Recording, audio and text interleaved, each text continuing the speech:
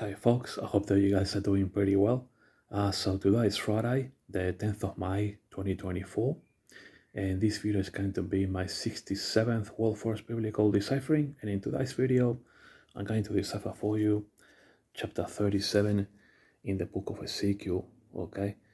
Now I just finished uploading on my YouTube channel chapter 36, and I decipher all these verses for you into the correct dispensations, and now I'm going to do Ezekiel 37.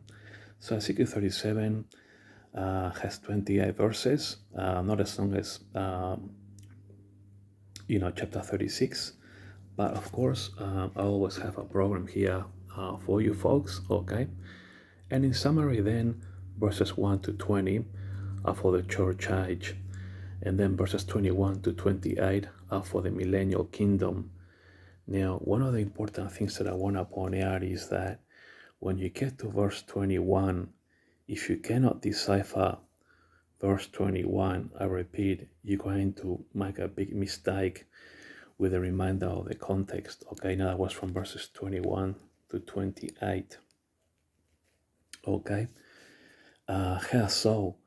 Because in verse 21, we see how Jesus, if you like, is lining up, if you like, the context here, of course, by using Ezekiel the prophet, into he's going to bring the Jewish people from among the heathen, okay?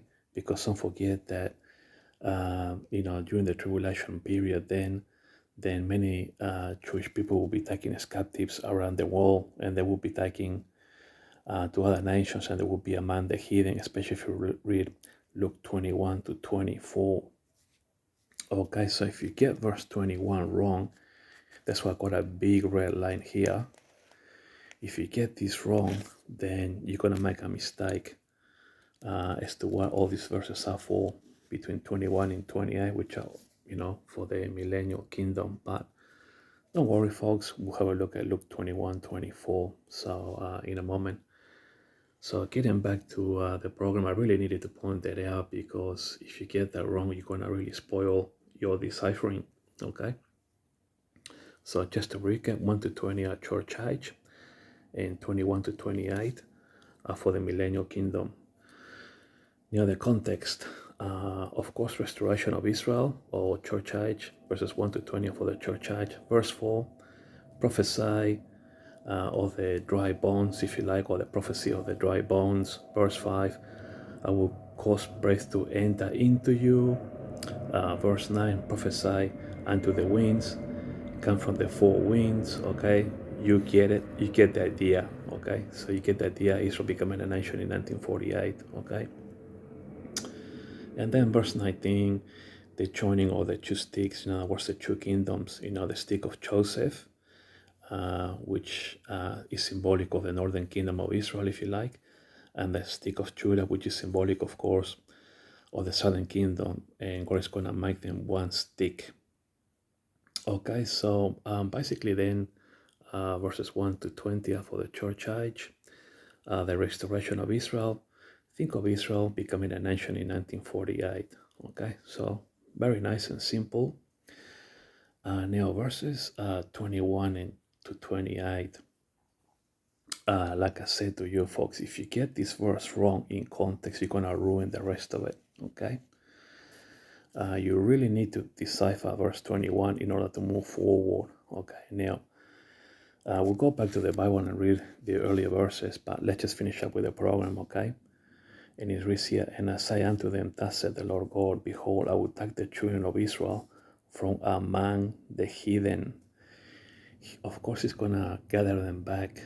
At the end of the tribulation period, when many Jewish people will be taken captives, and we'll have a look at Luke 21, 24 there, okay? Whether they be gone, and we'll gather them on every side and bring them into their own land, okay? So let's see how this ties then into Luke 21, 24, okay? So I got a page marker here, okay? So go to Luke 21, okay? And have a look at verse 24, okay? See? and they shall fall by the edge of the sword. This is unfortunately the Jewish people during the tribulation period, especially the second half, and shall be led away captive into all nations. Okay, this is happening during the tribulation period, and Jerusalem shall be trodden down of the Gentiles until the times of the Gentiles be fulfilled.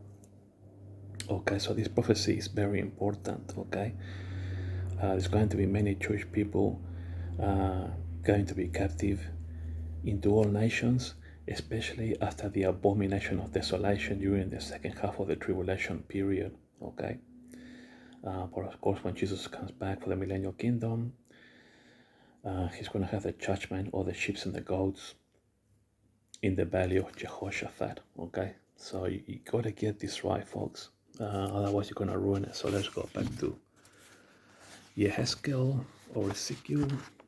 Should have left the page marker, but never mind. Give me one sec, folks. Don't go away. Here we go. We are back on Ezekiel or Ezekiel. Here we go. Okay. We are back, folks. Okay. So whatever you do, folks, don't get verse 21 wrong, because then you're going to get the rest of the context wrong. Okay. So basically, like I was saying in the program, this is for Millennium Kingdom, verse 21, the gathering of the Jewish people from among the heathen after the tribulation period. See Luke 21:24. Jesus returned to Israel to be the king of Israel. Okay, and then we turn over the page in the context here. Verse 22, and one king shall be king of them all. Who can that king be? Jesus. Okay, so when Jesus returns to Israel for the Millennium Kingdom, there's only going to be one king of them all. Who's going to be that king? Jesus. Verse 23, and I will cleanse them and be their God. When? During the Millennium Kingdom. Now, when can Jesus cleanse them all and be their God? This is going to happen during the Millennium Kingdom, because at the moment the Jewish people are under sin because they don't believe in Jesus as their Messiah. And so when the Millennium Kingdom begins, and that's when God will cleanse them of all their sins and be their God. This is why, verses 21 to 28 are Millennium Kingdom. Okay. Now, verse 24 to 25, David shall be the prince when, of course, during the Millennium Kingdom, David is going to be the prince. Okay. Verse 26, God is going to make a covenant of peace with the Jewish people, and I will set my sanctuary in the midst of them. So think about this. When can Jesus set his sanctuary in the midst of the Jewish people? During the Millennium Kingdom. Okay, let's try forward. Verse 27, my tabernacle shall be with them. When? Again, during the Millennium Kingdom, when Jesus is actually the King of Israel. Verse 28, the heathen or the nations shall know that I, the Lord, do sanctify Israel. So all those nations that make it through into the Millennium Kingdom, they will witness how Jesus sanctifies, okay, and cleanses the Jewish people of all their sins. Okay. Jesus will cleanse and sanctify Israel once and for all. Okay, so let us go now to Ezekiel 37. Okay, and let's have a look at the prophecies here. Of course, if we go straight to verse 4, just to keep this video short, folks, not too long, we go to the main prophecies. Prophesy upon these bones. Okay, and say unto them, "O you dry bones, hear the word of the Lord." Okay, so we'll see here the setup of God restoring the nation of Israel and making Israel become a nation in 1948. Okay, verse 5, and I will cause breath to enter into you. Okay, it's talking about the dry bones people. And then in verse 9, prophesy unto the wind, and say to the wind, from the four winds, from the four corners of the world. In other words, all the Jewish people will be coming back to Israel from the four corners of the world, if you like. So yeah, long story short, then, if we head to the back end here in verse 19,